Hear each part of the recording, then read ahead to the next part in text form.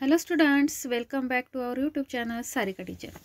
तर विद्यार्थी मित्रांनो, आज आपण इयत्ता चौथीची स्टँडर्ड 4ची सुलभ भारती या पुस्तकातील आगगाडी ही कविता बघणार आहोत. तर आगगाडी म्हणजे काय, तर ट्रेन. ही कविता बघा शंकर विटणकर यांनी लिहिलेली आहे. खूप सुंदर अशी ही कविता आहे. प्रथम आपण कविता वाचूयात आणि मग तिचा अर्थ बघूयात.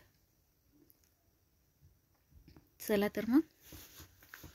झुक झुक झुक झुक गाडी घरांची माळ, चालती फिरती अजबचा, धावत जाते गावनगाव, हुंदडत राहते गावनगाव. पाऊस वाऱ्याची नसे भीती, वाटेत वादळ असो किती, तिला न अडवी नदी पहाड, टाटा म्हणते झाडन झाड. छंद म्हणा की उद्योग खरा, सर्वांना पोचवी घरा घरा. अशी अतिशय सुंदर अशी ही कविता आहे. आता आपण कवितेचा अर्थ बघूयात. चला तर कवी शंकर विटणकर काय सांगत आहेत बघूया. झुक झुक गाडी घरांची माळ, चालती फिरती अजबचा. आगगाडी. मुलांनो, आगगाडी जेव्हा चालते तेव्हा ती कसा आवाज करते, झुक झुक असा आवाज करत चालते. आणि घरांची माळ म्हणजे ट्रेनचे डब्बे. कवी ट्रेनच्या डब्यांना घरांची माळ म्हणतात. घराला ज्याप्रमाणे दरवाजे खिडक्या असतात त्याचप्रमाणे आगगाडीच्या डब्याला खिडक्या दरवाजे असतात. चालती फिरती म्हणजेच काय, तर मूव्हिंग. अजब. अजब म्हणजे स्ट्रेंज, वंडरफुल. आणि चाळ म्हणजे एकाला एक लागून असलेली घरे. ओके, अशा घरांना चाळ म्हणतात. तर आगगाडीचे डबे हे घरांसारखेच आहेत व हे डबे एका रांगेत असतात. म्हणून कवी इथे काय सांगत आहेत की झुकझुक गाडी घरांची माळ, चालती फिरती अजबचा. पुढील लाईन्स बघूयात. धावत जाते गाव गाव, हुंदडत फिरते गावन गाव. तर ही जी आगगाडी आहे ही धावत धावत अनेक गावात जाते. हुंदडत फिरणे म्हणजे moving with happily. He train आनंदाने इकडून तिकडे या गावातून दुसऱ्या गावात असे करत फिरत असते. पाऊस वाऱ्याची नसे भीती, वाटेत वादळ असो किती.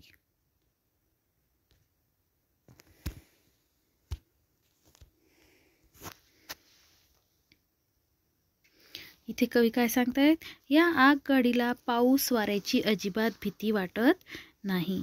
पाऊस म्हणजे रेन, वारा. रेन आणि वारा म्हणजे विंड.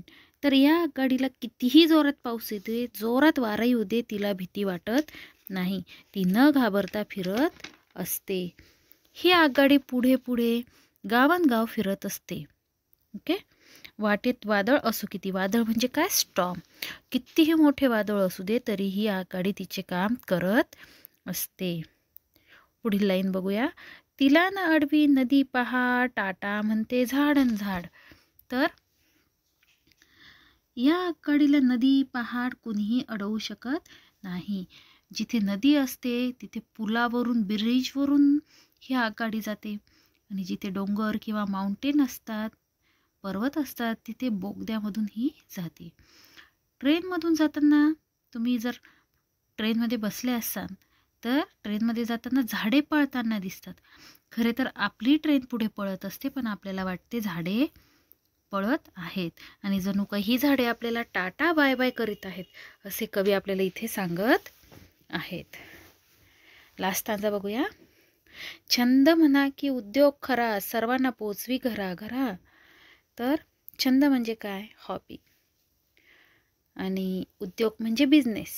तर आगगाडीचा गावोनगाव लोकांना घेऊन जाणे हा तिचा छंद आहे की व्यवसाय आहे हे माहीत नाही.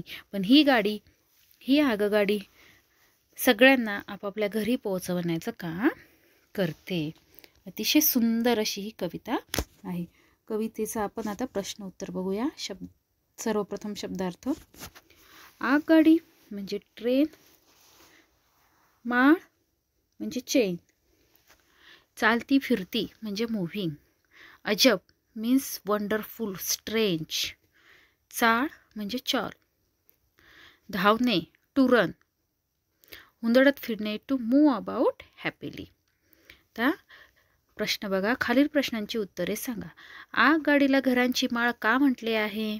उत्तर, आगगाडी चालती फिरती अजब चाळसारखी आहे म्हणून आगगाडीला घरांची माळ म्हटले आहे. प्रश्न 2, आगगाडी कुठे जाते? उत्तर, आगगाडी गावोगाव जाते. प्रश्न ई, आगगाडी कशाला भीत नाही? उत्तर, आगगाडी पाऊस, वारा, वादळाला भीत नाही. प्रश्न क्रमांक ई, आगगाडीला कोण अडवू शकत नाही? उत्तर, आगगाडीला नदी व पहाड अडवू शकत नाही. प्रश्न क्रमांक ओ, आगगाडीला टाटा करणारे कोण? उत्तर, आगगाडीला टाटा करणारे सर्व झाडे. आणि लास्ट क्वेश्चन आहे, सर्वांना घरी कोण पोहोचवते? तर सर्वांना घरी आगगाडी पोहोचवते. तर अशा प्रकारे विद्यार्थी मित्रांनो, आज आपण इयत्ता 4ची आगगाडी ही कविता बघितली व तिचे प्रश्न उत्तर बघितलेत. Okay, I hope you understand it. तेव्हा पुन्हा भेटूया नेक्स्ट व्हिडिओमध्ये.